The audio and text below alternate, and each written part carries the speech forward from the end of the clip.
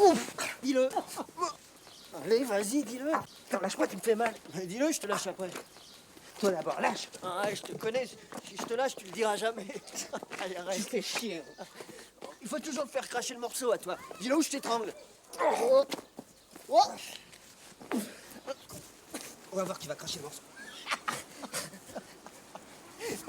T'es qu'un lâche, toi, tu dis jamais ce que tu penses. Je suis pas lâche, je suis secret, c'est différent. Ouais, bah alors garde-le pour toi et m'emmerde pas, d'accord? J'ai rien à dire à un mec qui se croit mon pote et qui pense que je suis un lâche. Mais le bus. Oui. T'es con, tu m'as fait mal.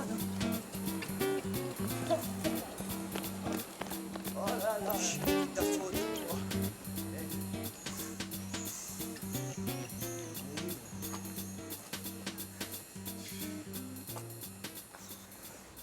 Pas très obstiné comme mec, hein.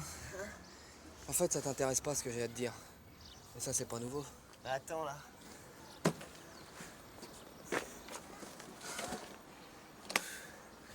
Moi, à ta place, j'aurais été jusqu'à la torture pour savoir ce que tu me caches. Toi, tu me fais une espèce de clé foireuse 2 minutes et puis tu renonces. Si c'est ça l'amitié. Je t'écoute là.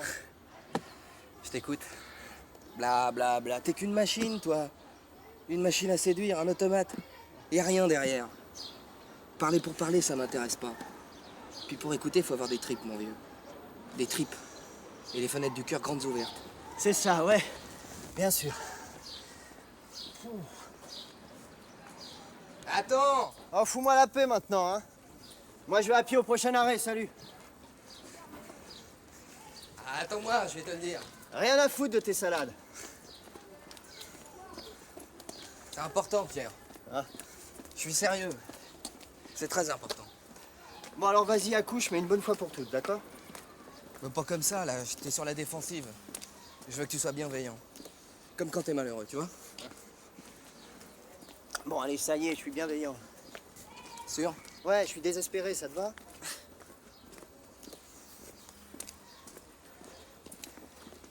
C'est pas facile à dire.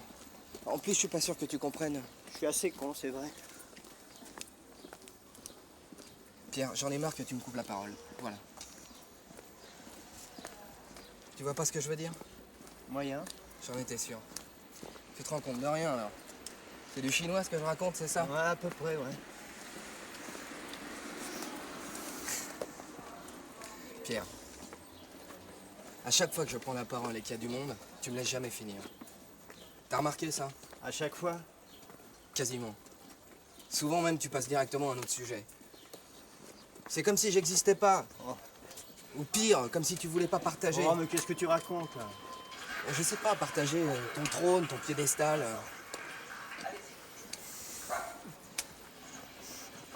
Tu t'en rends pas compte, mais t'as une attitude souvent blessante, tu le sais? Et je suis pas le seul à le penser. Qui d'autre? Ça y est, il réagit. Il a peur pour sa réputation. Hein? Et si on commençait à ne plus l'admirer? Et si du jour au lendemain, il n'était plus le centre du monde? Qui d'autre? Allez, je te rassure. J'ai seulement l'impression que je suis pas le seul à le penser. Mais il y a des attitudes, des regards qui parlent d'eux-mêmes. Il suffit d'être observateur. Parano, oui. J'étais sûr que t'allais dire ça. Dès que quelqu'un souffre, dès qu'il ressent des choses que visiblement personne d'autre ne ressent, il est forcément parano. C'est trop facile, hein. Tout devient imaginaire. Ils se fabriquent des choses exprès pour se blesser. Et les autres font semblant de ne pas comprendre quand on essaye de leur expliquer. Vas-y alors, donne-moi des exemples, au lieu de parler dans le vide. Vas-y. T'as besoin de preuves, c'est Ouais. ça? Mon impression intime te suffit pas? Non. Les états d'âme de tes potes, tu t'en fous, quoi? C'est quoi un ami pour toi? Vas-y, explique. Mais je te connais par cœur, Paul. Alors tes impressions, je sais ce qu'elles valent. Tout ça, c'est dans ta tête. Tu rumines trop, ça te mine. C'est vrai, tu le dis toi-même quand t'as 2 vodkas dans le nez, non? T'es trop sensible. C'est même une de tes fiertés.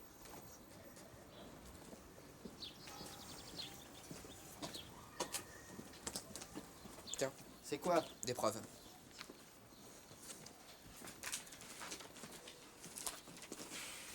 Depuis un an, j'ai noté toutes les fois où tu m'as coupé la parole en public.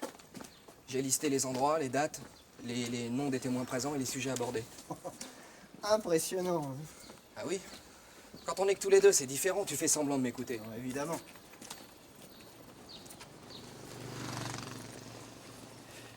Alors? Ça te revient? Attends, mais chez Caroline, t'exagères là. T'étais en super forme chez Caroline. T'as parlé toute la soirée, on entendait que toi. Tu venais d'acheter ta boutique. J'étais en super forme à la fin de la soirée. Mais au début, tu t'en es donné à cœur joie. Tout le monde a cru que c'était toi qui avais trouvé la boutique, que c'était toi qui avais convaincu le banquier. Mais c'est vrai, non? Peut-être. Mais cet acharnement a montré ton influence sur moi, ta mainmise. C'est comme si tu supportais pas que je sois responsable de mes réussites. Oh, arrête, tu délires là. Vraiment, hein. Paul égale malheur, c'est ça ton équation. Dès que je souris un peu, c'est la panique à bord. Quelque part, ça t'emmerde. Avoue. Chez Caro, ce soir-là, tu voulais m'humilier, non? Mais non. C'est vrai ça. Je disais la vérité, c'est tout. En plus, il faut toujours te pousser à faire les choses, toi. Sans moi, tu seras encore à faire du porte-à-porte. C'est pas vrai ça? Ah oui, heureusement que t'es là. Grâce à toi et à tes conseils pertinents, je suis à la tête d'une petite affaire florissante sans avoir bougé le petit doigt. En partie grâce à moi. En partie seulement. Oh, là, c'est différent, hein. Chez ton oncle, à Noël, tu disais n'importe quoi. Tu connais rien en Formule 1. J'allais pas te laisser dire que la suspension active était en train de tuer la compétition. Oui, mais si tu m'avais laissé finir, t'aurais bien vu que j'en arrivais au même point que toi, sauf que... Sauf que personne te suivait. C'était vaseux, tes explications. Allez, tiens. Quoi, t'as fini? Je vais pas tout justifier point par point. Merde, j'ai bien pris la peine de tout noter, moi. Depuis un an, regarde, vérifie les dates, tu verras. Écoute, Paul, je vais te dire un truc que personne n'ose jamais te dire. T'es chiant comme la pluie quand tu te mets à philosopher. Quand t'as quelque chose qui te tient à cœur, bizarrement, tu t'englues dans des détails insignifiants, tu te perds en route. En plus, avec ta voix monotone, là, eh ben, c'est insupportable, on souffre vraiment en t'écoutant. Alors moi, comme je suis ton ami, ben... Je synthétise, c'est ça. Mais non, mais je sais toujours ce que tu vas dire. C'est tout. Je suis persuadé qu'il y a des tas de choses passionnantes dans ta tête. J'en suis sûr même. Mais quand ça sort, c'est la chienlit. Je sais pas pourquoi. Les seules fois où tu t'éclaircis un peu, c'est quand t'es amoureux. Et comme en plus tu te méfies de l'amour... Je t'ai fait de la peine là? Pas du tout, je le sais. Et ben voilà. Non, quand tu me coupes la parole, je sens pas que tu cherches à m'aider. Ce que je sens chez toi, c'est du mépris. Je suis sûr que tu prends plaisir à m'épingler, à afficher ta foutue supériorité, un plaisir sadique. Oh, je vois pas quel plaisir on peut prendre à l'embarras d'un ami. Non, je n'ai aucun plaisir, vraiment, j'ai mal pour toi, c'est tout. Que tu ne sois pas béat d'admiration quand je parle, ça je m'en doute. Mais quand tu me coupes la parole, ça te soulage, non? De cette gêne-là. Mais soulage, mais non, mais pourquoi? Pourquoi? Tu mens, Pierre. Tu mens. C'est évident que ça te soulage. C'est même pour ça que tu le fais. Pour abréger tes souffrances. Les miennes, tu t'en contrefous. Ce qui compte, c'est que toi, tu rayonnes. Et ma difficulté à parler, elle te sert de tremplin. Plus je suis mal à l'aise, plus tu rayonnes. Je suis ton réservoir à énergie. Tu prends appui sur mon désarroi pour régner sur ton monde. Oh, très jolie théorie. Tu répéterais, t'as appris ça par cœur? Une petite pointe de cynisme dès que ça devient brûlant, hein? Mais si tu te connais aussi bien que ça, pourquoi tu fais rien pour t'en sortir? Sortir de quoi? Ben, de cette difficulté que tu as à captiver les foules. Je ne veux pas captiver les foules, moi, je veux qu'on m'aime comme je suis. Mais on t'aime, Paul. Je t'aime. On t'aime.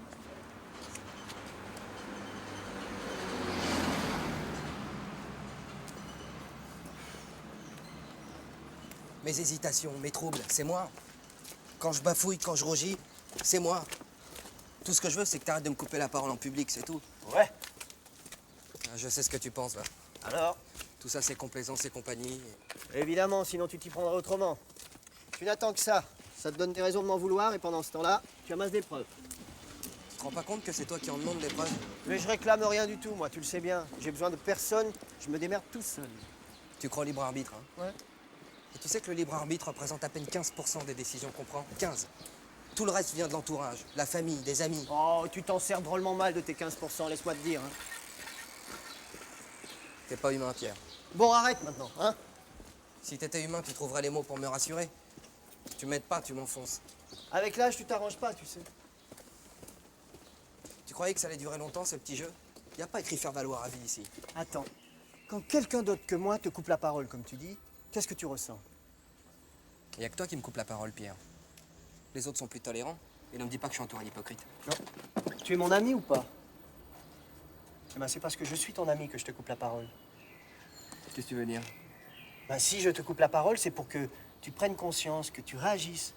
Oui, que tu prennes conscience que souvent tu es ennuyeux. Tu veux dire que je t'ennuie, toi? Non, tout le monde. Pas tout le temps, mais tout le monde. Pourtant, je suis persuadé que tu peux être un type passionnant. Ah ouais? Et il me manque quoi, à ton avis, pour être un type passionnant? Bah, je sais pas. Mais tu devrais faire du chant, tiens. Tu penses que si je m'exprimais en chantant? Si, ça t'aiderait. À moduler ta voix, à la développer. J'en suis sûr, même. Tu parles dans la gorge. Ta voix s'étouffe dès que tu as la moindre petite émotion. C'est en grande partie à cause de ça que tu as du mal à te faire entendre. Ton problème, il est là, surtout. C'est un problème physiologique. C'est pas complètement de ta faute. Et quand t'es à la terrasse d'un café et que t'appelles un garçon, qu'est-ce qui vient tout de suite? Quel rapport? Non, mais réponds-moi. Bah, je dis s'il vous plaît, garçon. Non, mais qu'est-ce que tu dis pour... Mais... Oui, d'accord, c'est ce que tu dis. Oui. Eh ben moi, je dis exactement la même chose. Mot pour mot. Le garçon, il vient vers moi automatiquement, sans hésiter une seconde. Dis garçon pour voir. Garçon? Comme si t'étais à la terrasse d'un café, s'il te plaît. Garçon? Je comprends tout maintenant. Je comprends tout. Ton problème, il est là. C'est son boulot, garçon, de te servir. Plus vite il t'a servi, plus vite tu t'en vas, plus vite tu t'en vas, plus vite quelqu'un d'autre prend ta place. C'est son intérêt de t'entendre. C'est la recette de sa journée qui est en jeu. Il travaille au pourcentage. Quand tu auras compris ça, mon pote, tu auras compris beaucoup. Merci, Pierre. Et pour en finir avec les pourcentages, tu as 10% de ce que tu pourrais être. Faux. Ce que tu penses, c'est que tu as 10% de toi. Bon, vas-y, explique-toi. Mais réponds. En pourcentage réel, je vaux combien par rapport à toi? Plus de 10%? Moins? Oh, 15? Me fais pas chier, d'accord? L'intérêt du garçon de café, je l'ai bien compris. Laisse-moi te dire que je m'en tape. Mais le tien, c'est quoi? C'est quand? Quand tu me coupes la parole, Pierre. Et je te l'ai dit. Que tu prennes conscience de tes faiblesses vocales. Non, tu me racontes des histoires. Ton intérêt est plus évident. Quand tu coupes la parole à quelqu'un, c'est que tu ne veux plus qu'il parle. Si tu ne veux plus qu'il parle, c'est que tu as peur qu'il attire l'attention sur lui. Et puis? En attirant l'attention sur lui, il la détourne de toi. Et ton histoire de connard de garçon de café n'a rien à voir là-dedans. Et pourquoi j'aurais peur que tu détournes l'attention sur toi? Pourquoi? Ça, y a que toi qui peux répondre à cette question, mon vieux. T'es peut-être moins sûr de toi que t'en as l'air. Bon, on arrête cette discussion, ça devient stérile. Forcément. Alors qu'est-ce que tu veux que je t'avoue? Dis-le! Que je me sens supérieur à toi? Plus intelligent? Plus brillant? Plus performant? C'est ça que tu veux que je t'avoue? Ah oui, j'aimerais bien. Ça me libérerait d'un poids, tu peux pas savoir. C'est pas que j'en doute, non. Mais que tu me le confesses, ça serait vraiment une preuve d'amitié de ta part. Paul, je suis supérieur à toi. Si tu pouvais me dire ça, je crois que je t'aimerais encore plus. Je me dirais quelle confiance il a en moi, quel courage il a eu. En plus, je suis sûr que ça te ferait du bien. Je me demande lequel de nous deux est le plus cynique. On joue à touche pipi ou quoi? Pierre, pourquoi tu me coupes la parole? Dis-moi la vérité. Non mais tu me fatigues, je te jure. Bon, ok. Tu veux pas essayer un truc avec moi? Oh non! Non, je me méfie. Un jeu, pas facile, mais intéressant. Tu vas essayer de te mettre à ma place pour ressentir ce que j'endure quand tu me coupes la parole. Pas question, tu me casses la tête, je te jure. Mais fais-le une fois. Je suis persuadé que si on trouve la vraie raison de ton attitude envers moi, notre amitié en sera transformée. J'en suis sûr. Essaye, une fois. Personne ne me coupe jamais la parole. Tu le sais bien parce que je ne laisse personne le faire. Voilà. T'as 15 ans de chant lyrique derrière toi, c'est ça? Non. Mais quand je dis quelque chose, je suis convaincu de ce que je dis. C'est la conviction, mon carburant. Toi, quand tu parles, on a l'impression que tu es convaincu de rien. Ce doute permanent que tu distilles autour de toi, c'est ce doute qui est insupportable à tout le monde. Moi, j'ai besoin de certitude pour avancer. Voilà. Ce sont ces certitudes-là qui te rendent si passionnant? Parfaitement. Et depuis que je suis tout petit, on s'intéresse à ce que je dis. J'y peux rien, c'est comme ça. Je suis un type passionnant. Donc, quand tu es à la terrasse d'un café et que tu appelles le garçon, tu es convaincu de savoir ce que tu veux? Oui. Moi non. C'est peut-être ça le problème. Un café, un demi, un sandwich. C'est peut-être ça, la conviction. Alors mes histoires de supériorité entre amis, tu crois que c'est du vent? Probablement. T'es vraiment malade, mon vieux. J'ai toujours cru que t'étais un petit peu spécial, mais là, c'est grave. Comment ça spécial? Oh, un jour, tu tueras quelqu'un, toi, pour un mot de travers. Qui? Toi? Ce qui est sûr, c'est que la prochaine fois que tu me coupes la parole en public, je te bousille. Lâche-moi, ça devient malsain. Je pense tout le contraire. Je suis sûr que tu réalises pas l'importance d'une discussion comme la nôtre. Ça fait combien de temps qu'on se connaît? 15 ans de trop, pourquoi? Depuis tout ce temps, est-ce que je t'ai déjà reproché quelque chose? 1 à 2 fois par semaine, en moyenne. Mais là, c'est pas pareil, Pierre, c'est notre amitié qui est en jeu. Merde! Amitié, j'aime pas ce mot. Ami, d'accord, mais amitié, non. Ça sonne mafia, franc-maçon, pacte secret. J'aime pas, ça me fait froid dans le dos. Arrête-toi! Je veux pas que tu me parles comme ça. Qu'est-ce que tu veux? Qu'on se voit plus, c'est ça? Tu me supportes plus? J'ai l'impression que tu veux me faire craquer ou je sais pas quoi. Qu'est-ce que tu veux? Tu veux prouver quoi, Pierre, quand tu me coupes la parole? Mais rien, Paul, rien.